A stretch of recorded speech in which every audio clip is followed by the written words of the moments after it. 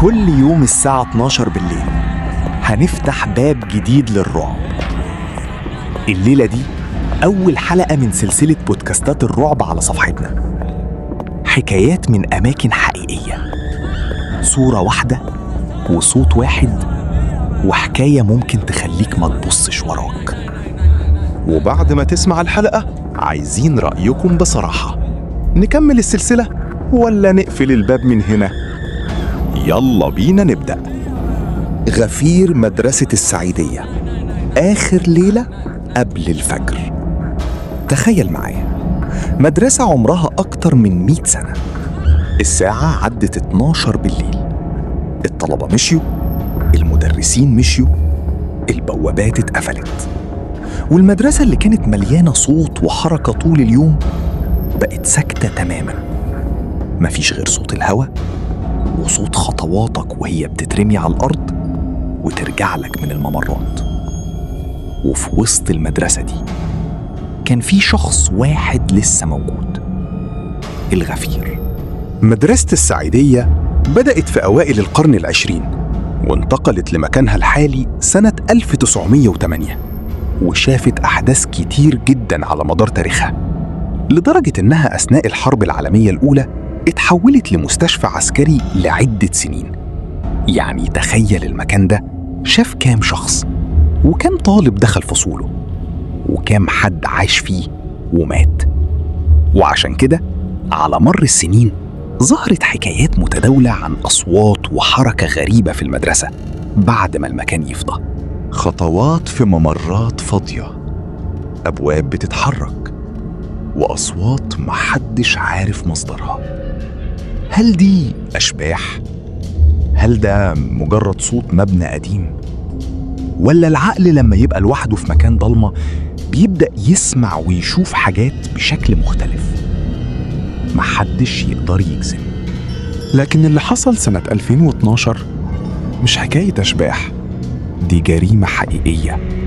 وفي الليلة دي كان في حارس اسمه حمدي سعيد، وكان عنده 67 سنة، واشتغل في المدرسة حوالي 30 سنة. يعني المدرسة دي كانت بالنسبة له أكتر من مجرد شغل، دي كانت مكان عاش فيه سنين طويلة. وفي صباح 12 أكتوبر 2012 وصل واحد من المدرسين للمدرسة عشان يدي الطلاب حصة تقوية. دخل المدرسة وراح ناحية غرفة الحراسة، خبط على الباب، مفيش رد. نادى، مفيش رد. الغريب إن باب الغرفة كان مفتوح. دخل، وهنا اكتشف حاجة محدش كان متوقعها. حمدي كان مقتول جوه غرفة الحراسة. التحريات الأولية قالت إن في إصابة قطعية في الرقبة وطعنة في الصدر، واتبلغ وقتها كمان عن اختفاء موبايله ومبلغ مالي. لكن هنا السؤال المرعب بدأ: مين دخل المدرسة بعد ما فضيت؟ ومين عرف يوصل لغرفة الحراسة؟ ومين كان آخر شخص شاهد عن حمدي قبل ما يموت؟ الأغرب إن غرفة الحراسة نفسها كانت صغيرة قوي، وظهرت فيها آثار بعثرة، وده خلى المحققين يرجحوا إن حصلت مشاجرة بين الحارس والمعتدي. لكن مين كان المعتدي؟ ده هو الجزء اللي لحد وقت التقارير المنشورة وقتها محدش قدر يحسمه. وفي تقرير لاحق سنة 2013 اتذكر إن المباحث فحصت عدد كبير من المشتبه فيهم، واحتجزت 18 شخصاً من أصحاب السوابق. لكن الجريمة وقتها انتهت إلى القيد ضد مجهول. وتخيل بقى المشهد: مدرسة ضخمة، آخر الليل، كل الفصول مقفولة، كل الممرات فاضية، وغرفة حراسة صغيرة جنب البوابة، جواها راجل كبير كان بيحرس المكان بقاله سنين. وفجأة حد دخل عليه. حصلت الجريمة، والشخص ده اختفى. ومن هنا تبدأ الأسئلة اللي تخليك مش مرتاح. هل القاتل كان عارف المدرسة كويس؟ هل دخل من البوابة؟ هل كان بيتابع المكان؟ ولا كان مجرد شخص استغل إن المدرسة فاضية؟ والأغرب من كل ده إن المكان اللي حصلت فيه الجريمة نفسها بقى جزء من تاريخ المدرسة.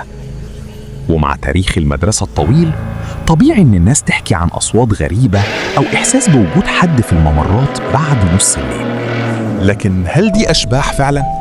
مفيش دليل موثوق يثبت كده.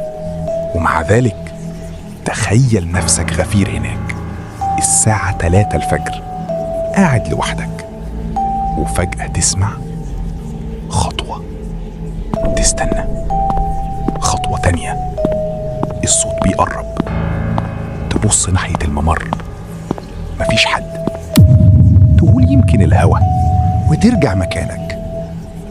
وبعد ثواني تسمع صوت خطوات تانية، بس المرة دي جاية من وراك. هتلف ولا هتفضل قاعد مكانك لحد ما الشمس تطلع؟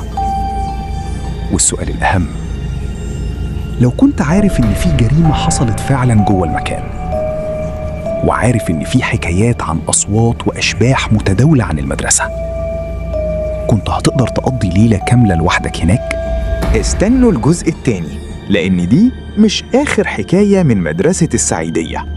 ولو عجبكم فكرة البودكاست ده قولوا لنا بصراحة في الكومنتات، نكمل السلسلة كل يوم الساعة 12 ولا لأ؟